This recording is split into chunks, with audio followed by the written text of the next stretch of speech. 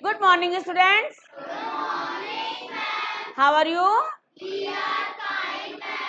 Okay. मैंने आपको chapter पढ़ाया था समास। समास क्या होते हैं, किसे कहते हैं, इसके कितने पद होते हैं, और एक होता है समास विग्रह क्या होता है, समस्त पद क्या होता है। तो हम पहले जो हमने पढ़ाया था वो हम जानते हैं। आप लोगों को कितना आया? कोई बता सकता है समास किसे कहते हैं? Yes Aarohi? Very good, clap for Aarohi. शब्द समूह को संक्षिप्त करने की प्रक्रिया समास कहलाती है। शब्द समूह को संक्षिप्त करने की प्रक्रिया समास कहलाती है। उदाहरण बता सकता है कोई? उसके क्या क्या उदाहरण हो सकते हैं?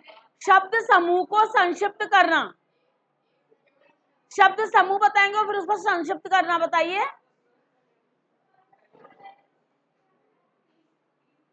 यस मनस, आप बताइए।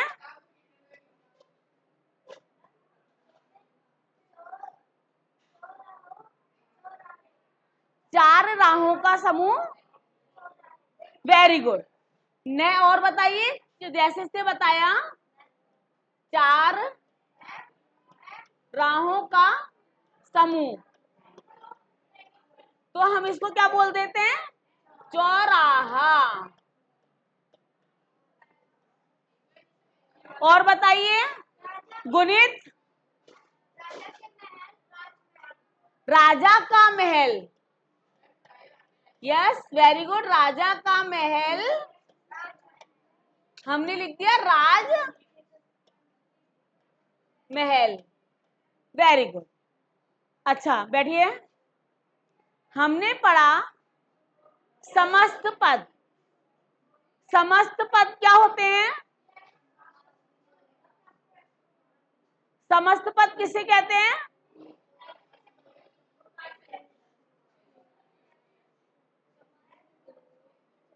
बोलिए। हाँ आरोही बताइए।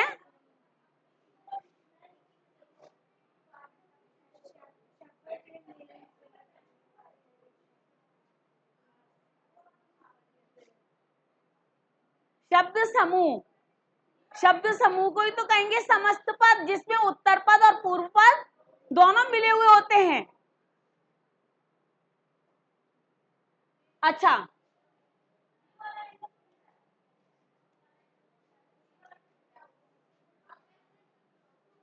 और समास विग्रह किसे कहते हैं? दीक्षा,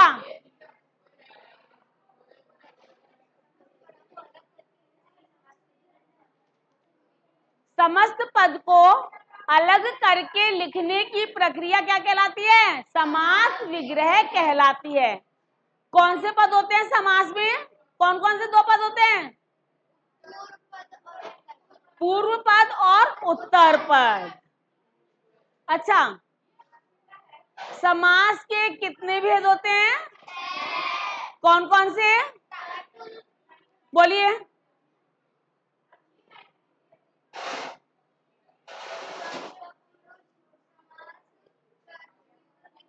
कर्मधारय,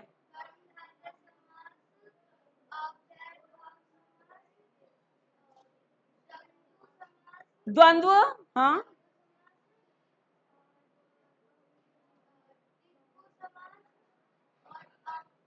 बहुब्रीहि समास, वेरी गुड, सिट डाउन। समास के 6 भेद होते हैं। हाँ बोलिए।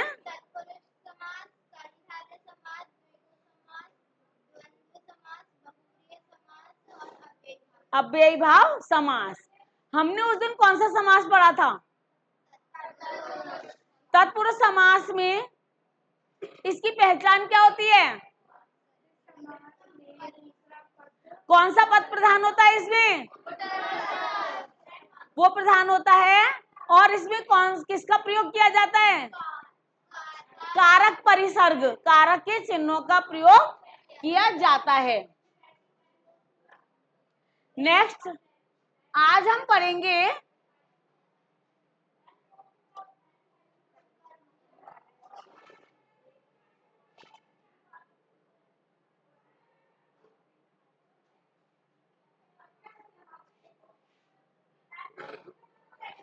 आज हम पढ़ेंगे कर्मधारय समास। क्या पढ़ेंगे? कर्मधारय समास। जिन समस्त पदों के दोनों पदों में विशेषण और विशेष्य का उपमान उपमेय का संबंध होता है, इन्हें कर्मधारय समास कहते हैं। इसमें क्या होता है, इसकी पहचान क्या होती है? विशेषण, दोनों पदों में विशेषण और विशेष्य या उपमान उपमेय का संबंध होता है, उसे कर्मधारय समास कहते हैं। जैसे नील गाय, नीली है जो गाय। अब नीली गाय हमने क्या लिखा? नीली गाय। कोई बता सकता है इसमें विशेषण क्या और विशेष्य क्या है? विशेष्य क्या किसे कहते हैं? विशेषण की विशेषता बताने वाले, विशेषण की विशेषता बताने वाले विशेष्य कहलाते हैं। अब इसमें विशेष्य क्या है? विशेष्य है गाय और नीली क्या है? विशेषण। ऐसे हमने लिखा सुंदर लड़की। सुंदर क्या है? विशेषण। और ये क्या है? विशेष्य। तो इन दोनों मतलब इसकी पहचान हमें किससे होगी? विशेषण और विशेष्य, उपमान उपमेय का संबंध होता है। अब नीली गाय, नीली है जो गाय, नील गाय। इसमें नीली क्या है? विशेषण और गाय क्या है? विशेष्य। अतः कर्मधारय समास है। ये क्या है? कर्मधारय समास। पहचान है ये। इसलिए आपको कई बार क्या हो जाता है, क्वेश्चन क्या आता है आपके इशिका? क्वेश्चन क्या आता है आप लोगों के? क्वेश्चन ये आता है कि इस पद में कौन सा समास है, वो बताइए आप। नीली है जो गाय, नील गाय में कौन सा समास है? नीली है जो गाय, नील गाय को लिख देंगे और कह देंगे इसका समास विग्रह करते हुए इसके समास का नाम भी लिखिए। तो आपको कैसे पता चलेगा? जब आप नील गाय लिखोगे, नीली गाय जब लिखोगे, क्योंकि विशेषण और विशेष्य का पता चल रहा है ना?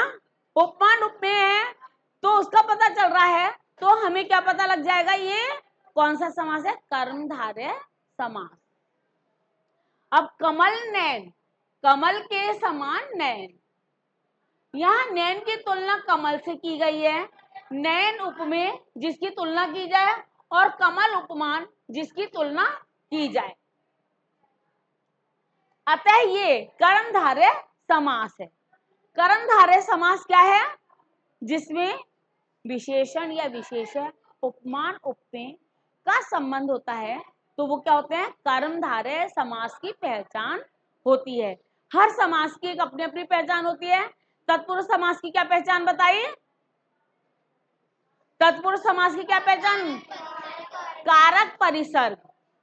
उसकी पहचान है कारक परिसर्ग समास में आते हैं। समस्त पद में समास विग्रह में कारक परिसर्ग का प्रयोग किया जाता है। जैसे ही कारक परिसर्ग आएगा वैसे ही आपको पता क्या चल जाएगा? ये क्या है? कौन सा समास है? और जब विशेषण और विशेष्य आ जाएगा वहां कौन सा समास हो जाएगा? कर्मधारय समास। और कर्मधारय समास के अन्य उदाहरण भी हैं, जैसे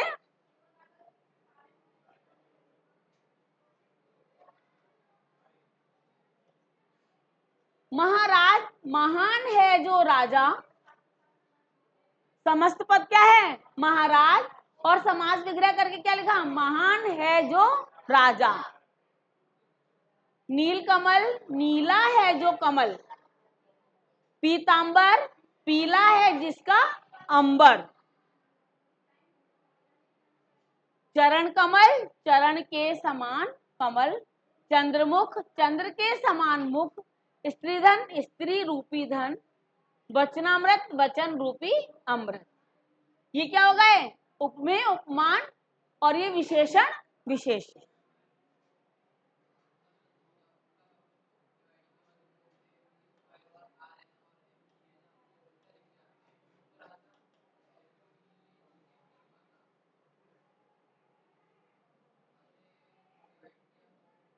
अब आ जाता है हमारा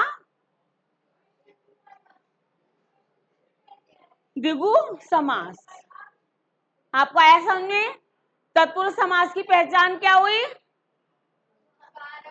कारक परिसर और कर्मधारय समास की पहचान क्या हुई?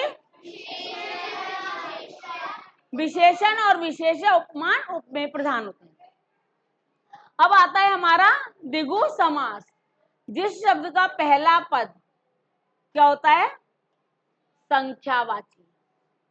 पहला पद क्या होता है? संख्यावाची हो और संपूर्ण पद का पोत कराता है, द्विगु समास कहलाता है। जैसे हमने लिखा पंचामृत। पंचामृत, पंच क्या आ रहा है? संख्यावाची हो गया शब्द, पहला शब्द। एक हमने लिखा त्रिनेत्र, तीन नेत्रों वाला। पंचामृत, पांच चीजों का मिश्रण।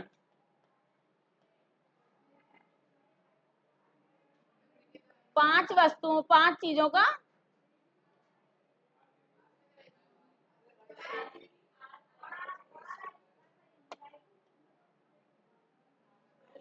पंचामृत, पांच तत्वों वाला।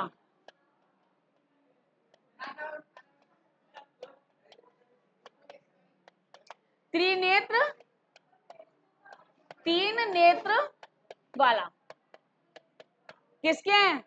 शिव। ऐसे आता है समस्त पद, पूर्व पद, उत्तर पद, समास विग्रह। समस्त पद क्या है? चौराहा। क्या है? चौराहा। चार पूर्व पद और राह उत्तर पद, इसका क्या हो जाएगा? चार राहों का समूह। तिरंगा, तीन रंग वाला, तीन रंगों का समाहार। नवरात्र, नौ रात, नौ रातों का समूह। ये सारे क्या है? यहाँ पर क्या आ रहा है? पूर्व पद क्या आ रहा है? संख्यावाची हो गया, तो कौन सा समास हो गया? द्विगु समास। कौन सा समास हो गया? द्विगु समास।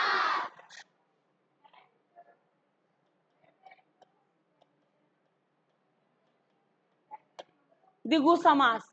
ये सब कौन सा पूर्व शब्द क्या होता है इसका? पूर्व पद कौन सा होता है? खड़ा हो, बताइए पूर्व पद क्या होता है?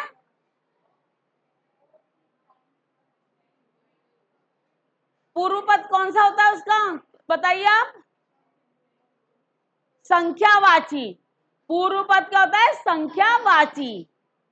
संख्या आती है उसमें, 1 2 3 4 5 9, 9 रात्रों का समूह। चार राहें हैं जिसकी चौराहा।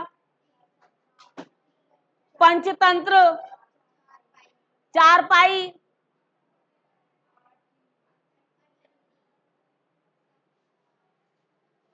पंचतत्व, अठन्नी, चतुर्भुज, सप्ताह, दोपहर, नवरत्न।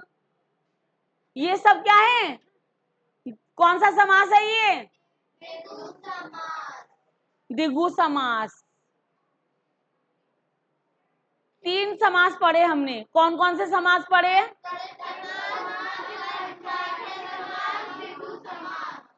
खड़े होइए। कर्मधारय समास की पहचान क्या है?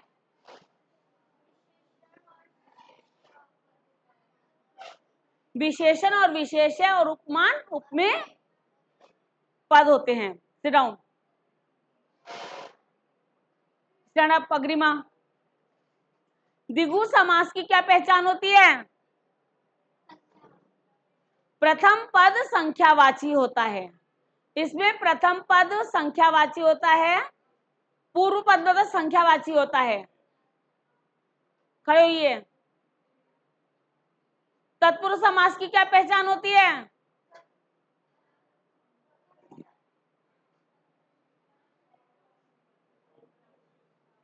इशिता,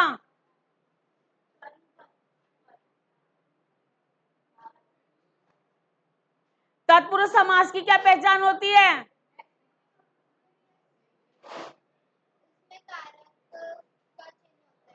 कारक चिन्हों का उपयोग किया जाता है, कारक परिसर्ग का प्रयोग किया जाता है। Sit down.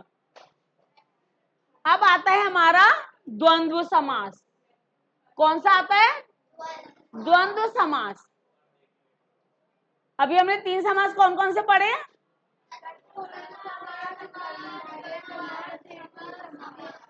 एक मिनट, ये बताएगा। हाँ बताइए। हाँ,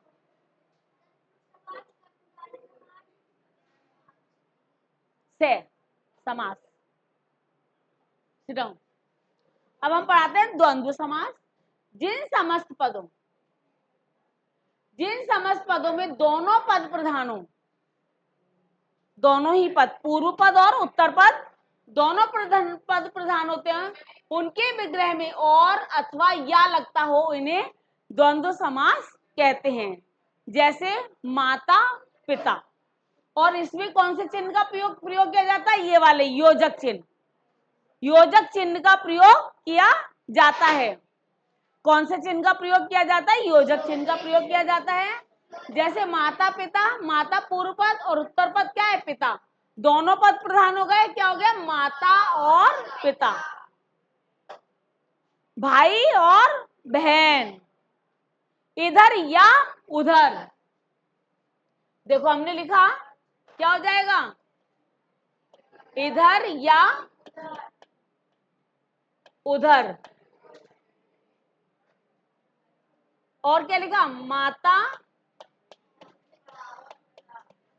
और पिता।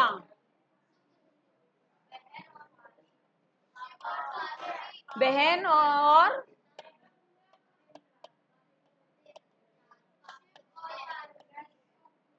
दिन या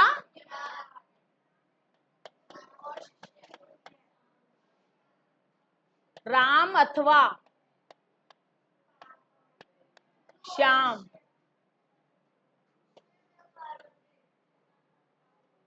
राम अथवा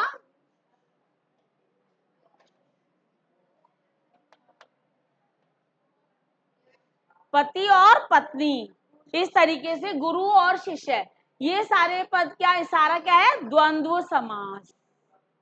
इसमें क्या होता है? इसकी पहचान क्या होती है? दोनों पद प्रधान होते हैं। इसमें दोनों पद प्रधान होते हैं। शब्दों में क्या आता है? या अथवा और। क्या आता है? या अथवा और। कौन से समास में? द्वंद्व समास में क्या क्या आता है? या अथवा और। क्या क्या आता है? कौन से समास में आता है? कोई नहीं बोलेगा, आप बताइए कौन से समास में आता है ये?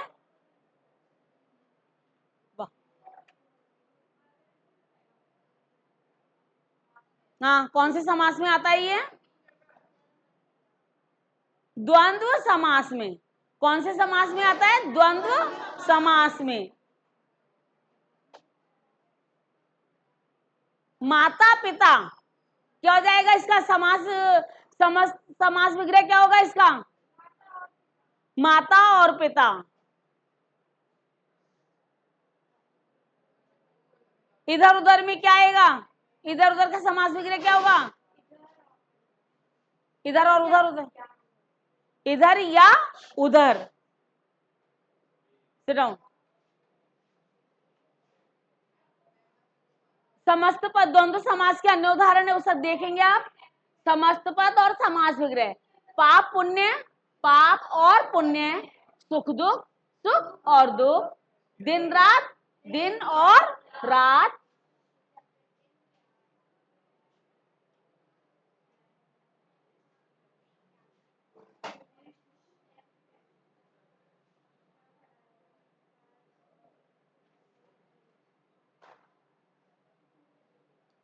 गुरु शिष्य, गुरु और शिष्य। अपना पराया, अपना या पराया। हार जीत, हार या जीत। दूध दही, दूध और दही। इस तरीके से द्वंद्व समास के समस्त पद में दोनों पदों के बीच योजक चिन्ह का प्रयोग लगता है। मैंने बताया था आपको अभी, योजक चिन्ह का प्रयोग किया जाता है जहां पूर्व पद उत्तर पद दोनों में मतभेद हो, अर्थात दोनों एक दूसरे के विपरीत हो, वहां द्वंद्व समास होता है। ठीक है ना? Sit down. हाँ, अभी हम लोगों ने 4 समास पढ़े, 4 समास पढ़े हैं। मनस, कौन कौन से समास पढ़े हैं बताइए।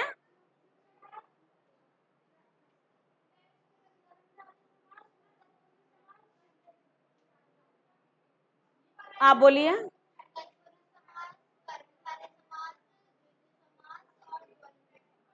Very good, sit down.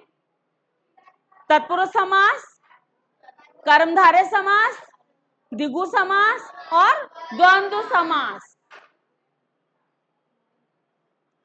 द्वंद्व समास की पहचान क्या है? द्वंद्व समास की पहचान क्या है?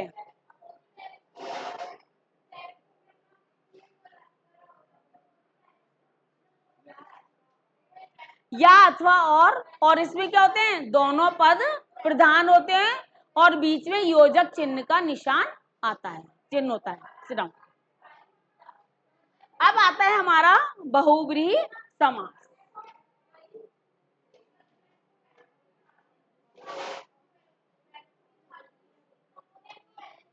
बहुव्रीहि समास जिस समस्त पद का कोई भी पद प्रधान ना हो और दोनों पद मिलकर किसी अन्य अर्थ का बोध कराएं उसे बहुव्रीहि समास कहते हैं। इसमें दोनों ही पद प्रधान नहीं होते हैं, बल्कि क्या होता है, एक अलग ही अर्थ का प्रयोग करवाते हैं। जैसे लंबोदर, लंबोदर, लंबा है उदर जिसका, अर्थात गणेश। लंबा और बड़ा उदर किसका है? गणेश का है ना। लंबा, पूर्व पद क्या है? लंबा, और उदर क्या है? पेट। समास विग्रह क्या हुआ? लंबा है उदर जिसका, अर्थात गणेश। अब आता है हमारा चतुर्भुज, 4 भुजाओं वाला। 4 है भुजा जिसकी, अर्थात इसमें थर्ड पर्सन के बारे में बताया जाता है। इसमें दोनों ही पद क्या नहीं होते? प्रधान नहीं होते। दोनों ही पद क्या नहीं होते? प्रधान नहीं होते। कौन से समास में? बहुव्रीहि समास में दोनों ही पद प्रधान नहीं होते हैं, बल्कि क्या होता है? अन्य अर्थ का बोध कराते हैं। लंबोदर क्या हो गया? लंबा, पूरा लिखेंगे इसका समास विग्रह। लंबा है उदर जिसका, अर्थात गणेश। अब चतुर्भुज में क्या हो गया? 4 भुजाओं वाला, अर्थात विष्णु। सीधे बैठो। 4 भुजाओं वाला अर्थात विष्णु। दशानन, 10 है मुख जिसके, अर्थात 10 मुखों वाला कौन है? रावण। इसमें संख्या भी आ रही है, संख्या आ रही है ना। दशानन, 10 है मुख जिसके, अर्थात रावण। खड़ा हो। कौन सा समास है?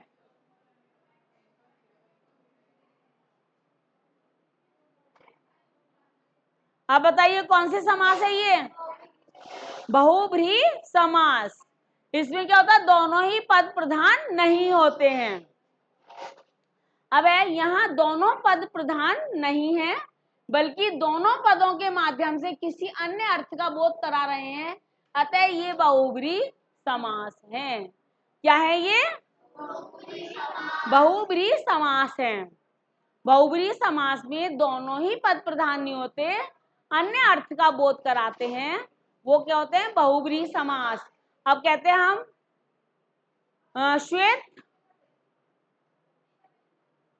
श्वेत वाहिनी, श्वेत वस्त्र है जिसके, अर्थात जिसने क्या ले रखा है? वीणा पाणी। वीणा पाणी, पाणी मतलब हाथ। वीणा है जिसके हाथ में, अर्थात वीणा किसके हाथ में है? सरस्वती नहीं होते, सरस्वती। सरस्वती। त्रिलोचन, 3 है लोचन जिसके, अर्थात लोचन का अर्थ क्या होता है? आंखें। और त्रि का मतलब 3 नेत्रों वाला अर्थात शिव।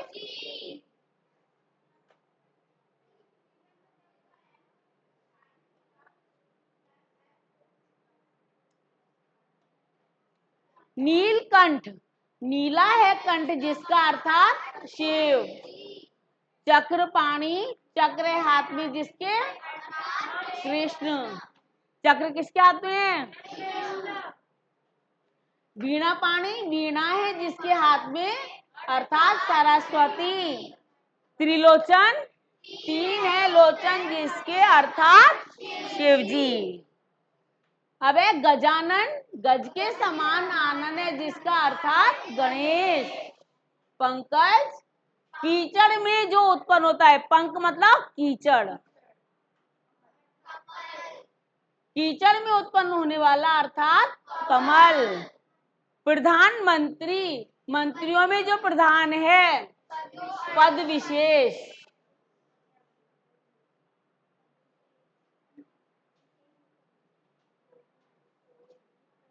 अब आता है बहुब्रीहि समास और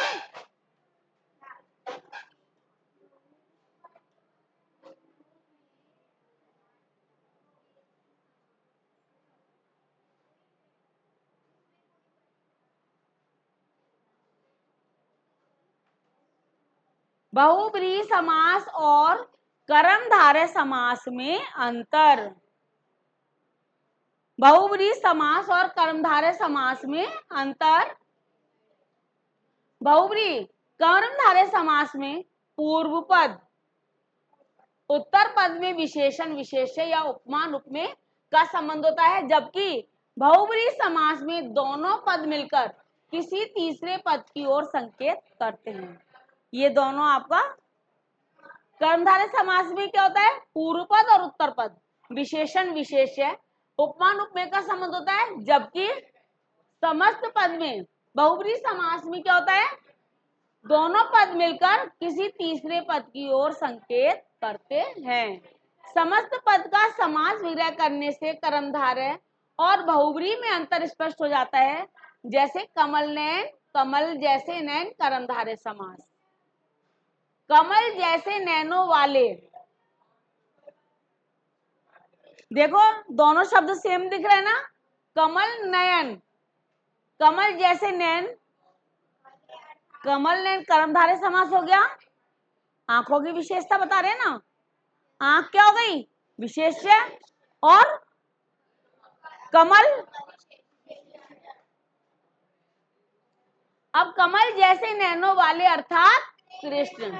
अब इसमें दोनों पद प्रधान नहीं होगा, कृष्ण क्या होगा? तीसरे का वो करवा दिया, तीसरे के बारे में उनकी विशेषता बता दी गई है। अब आता है हमारा अव्ययी भाव समास।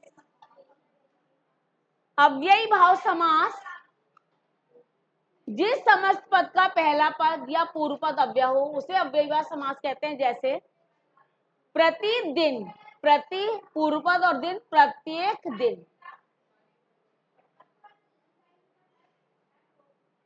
जिस समस्त पद का पहला पद या पूर्व पद अव्यय हो उसे अव्ययी भाव समास से कहते हैं।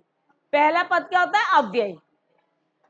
प्रतिदिन, प्रत्येक दिन, यथाविधि, यथाविधि विधि के अनुसार, आमरण, आमरण मरने तक, भरपेट, भरपेट पेट भरकर। यहाँ पूर्व पद अव्यय है तथा ये अव्ययी भाव समास है। अव्ययी भाव समास के अन्य उदाहरण है हाथों हाथ, हाथ ही हाथ में, यथाशक्ति, शक्ति के अनुसार, आज जन्म, जन्म भर, बेकसूर, बिना कसूर के, निडर, डर के बिना।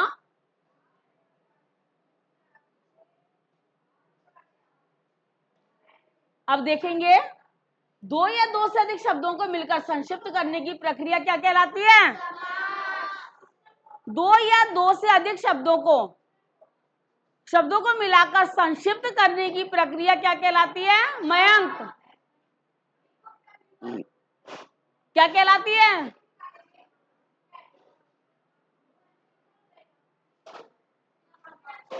समास कहलाती है। समास के कितने भेद होते हैं? कौन कौन से बोलिए? क्या?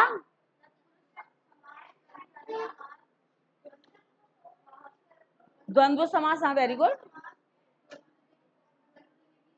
द्विगु समास हो गया ये। बहुब्रीहि समास,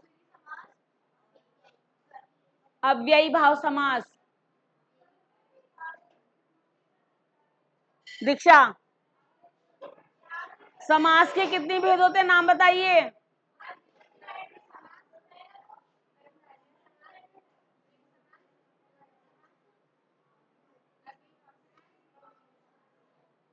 सिर्फ इस तरीके से समास के 6 भेद होते हैं।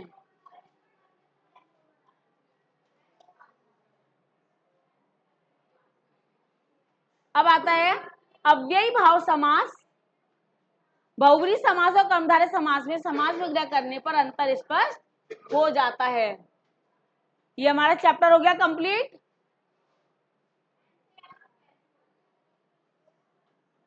आज हमारा यह चैप्टर कंप्लीट होता है। आप इसको रीड करेंगे, समझेंगे, दोबारा पढ़ेंगे, घर पर जाकर इसको रिवाइज करेंगे तो और अच्छे से समझ में आ जाएगा। इसके जो पहचान है वो आपको याद करनी होगी, समझना होगा उनको। ठीक है, थैंक यू।